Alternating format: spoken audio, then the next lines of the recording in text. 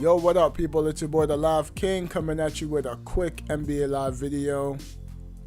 And a few weeks ago, I was actually, looking at some jobs for EA Sports. I don't know why. I was on LinkedIn and it just showed up on my feed. And I'm like, you know what? Let me click to see what these guys might be doing in Spain or whatever. So I'm reading through some of the descriptions and stuff like that, and two things came to mind.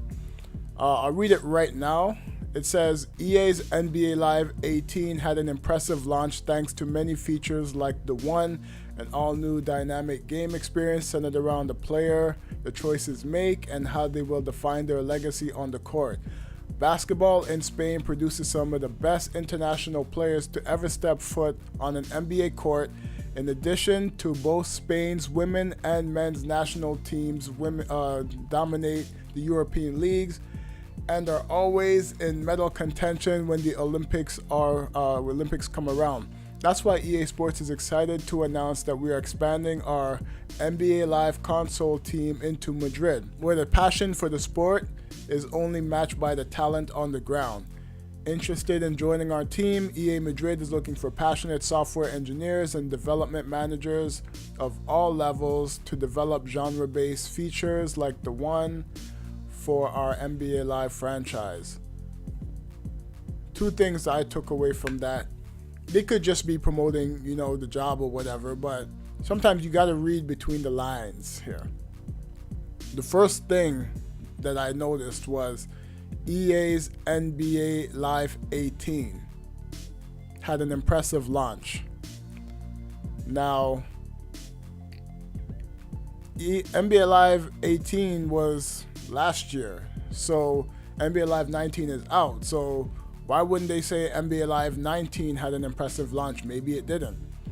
But it's interesting to see that they're using NBA Live 18 as the staple to promote the job, and NBA Live 19 is out. So that's kind of interesting. That's an interesting approach because we all know how the launch went for NBA Live 19. I thought the game was fine at launch, and then a lot of people were complaining about the gameplay and blah blah blah, all that stuff. So it's kind of interesting to see that they used NBA Live 18 to promote the job when NBA Live 19 is out. Second thing that came to my mind was basketball in Spain produces some of the best international players, and they mentioned both men and women's national teams. So they could be hyping up, basketball in Spain. The national teams are actually some of the best in the world, if not the best, next to the United States. So it's interesting that they use the men and women team because, EA is pushing for, equality, and it's just interesting that they use both men and female. If you notice how they're using, the streets and all that stuff in NBA Live 19 now, how they're incorporating the women into the street modes, into court battles. Probably next year they're gonna have a WNBA. So it's just interesting that they use that. So what if they actually got the national team scanned into NBA Live 20? They're going to Spain. They're creating jobs over there in Spain. So they want that market because they know that's a basketball market, right? So why wouldn't they scan people from the Spain teams? I'm pretty sure there's some in the NBA still, but Sergio Rodriguez. I'm trying to think of some other names. I can't think of them off the top right now. I used to be able to do that, but not anymore. But you have all these guys that played for the national teams just right there. And how can you get sales for NBA Live 20? You especially international sales, you get the Spain teams into the game. So I don't know if they actually thought about doing that, I remember when I first heard that they were going into Spain to have their own studio or whatever. First thing that came to my mind was FIBA. The last time NBA Live had FIBA was, I believe, NBA Live 09. And I played the FIBA in NBA Live 09. I thought it was nice. I thought they had a nice court. And, it just gets you more into, international basketball. Nowadays, it's just, I think 2K had it, but they got rid of it. But a lot of people that are over there, they want, number one, they want international teams. And number two, they want, NBA Live on PC. Because a lot of those people over there that play video games, they can't really afford the console. So they're more heavily into the PC. So if somehow NBA Live 19, NBA Live 20 is on PC, that alone will boost their international numbers.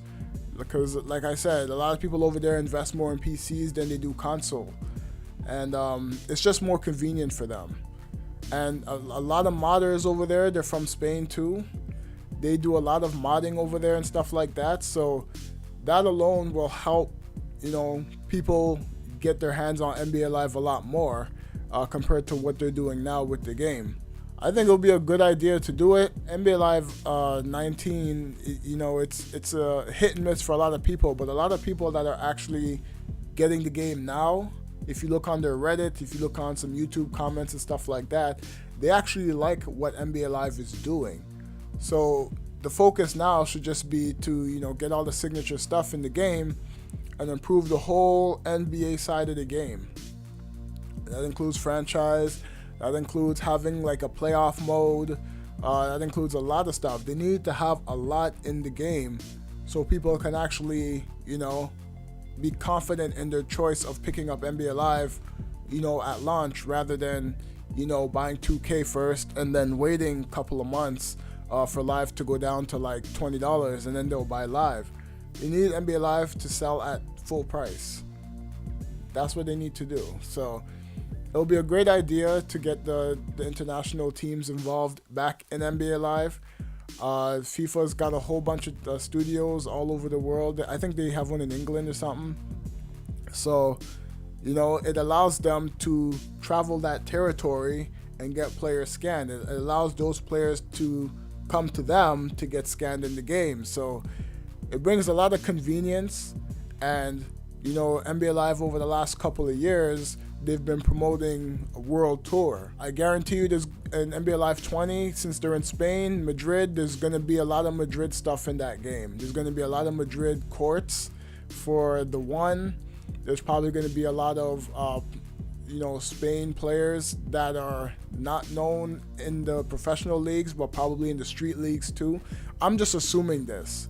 So this is stuff that they have to do to gain more traction in the sales department. I don't know what NBA Live 19 did in sales, but if you're using NBA Live 18 to promote a job, and that game came out a year ago, then you have to just assume that, NBA Live 19 wasn't up to the standard of what they were looking for in sales. So, and a little hunch that I have, I feel that NBA Live 20 is going to be on a 2-year development cycle, and not just the streets, but more on the NBA side, because a lot of people were complaining that especially in the promo, that there was no promo for the NBA stuff. Like, there was no NBA. So, and a lot of people were saying, oh, the NBA Live 18 is the 1 edition. So when you say the 1 edition, it just means that it was street focused, because a lot of people were talking about NBA Street last year, and they gave us a street ball game. So maybe investing heavily in the streets didn't do the type of numbers that they wanted to do. So, but in a sense, it allowed them to use that development cycle, this development cycle and last year, to focus more on the NBA side, on making it a lot better, because a lot of people were complaining about the NBA side. right, this year. You know, they said franchise was lacking. There was really nothing to do for the NBA side of the game. Ultimate Team barely got touched. There was a lot of content, but it's pretty much the same thing.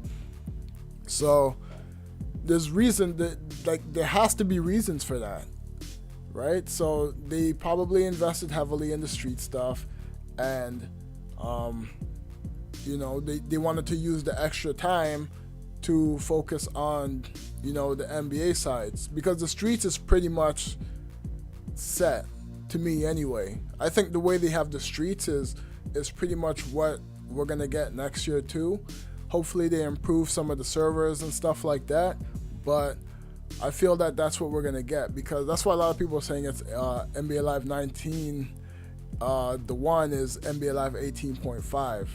So I'm gonna put this theory to the test around EA Play, because they're gonna start announcing stuff at EA Play.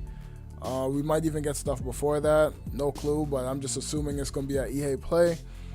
And I want to see if I'm right about that, because there's no way you would neglect the whole NBA side of the game and then you know figure that's the kind of product you're satisfied with. I think that's the direction they wanted to go with it, and I think next year you're probably gonna get a good streets and a good NBA side. You know, as fans, it's frustrating, but they don't have the resources.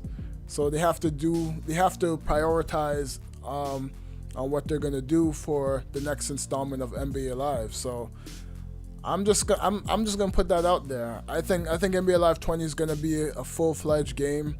I wonder what they're gonna be working on in Spain. Nobody knows yet. Most of the jobs I've seen over there was like UI jobs, user interface stuff. So they're not gonna put, you know, the kind of jobs that they're gonna do, because that would be like giving out spoilers. So, and it'll give me more content to talk about. So, yeah, I'm gonna leave it at that. What do you guys think about NBA Live going to Spain? I know there's been a lot of people talking about it already, but you know, I just felt like, you know, sitting down here and talking about, you know, my thoughts on the whole thing. So, and plus giving some speculations, because around this time I start speculating, and now that I have this mic where I can just talk into the mic and, you know, give my thoughts and stuff like that, I felt like I can do it now. So I'm gonna leave it at that. What do you guys think about NBA Live in Spain? Hit me in that comment box below. Hit me in that comment box. And I'll catch you guys on the next video, alright? I'm out. Peace. Got a confession. I possess the God particle, lock me up for possession. The relationship with God should be great for proper protection. If I am to show and prove, ain't no need to ask me no question. The segregation real, you should probably stay in your section.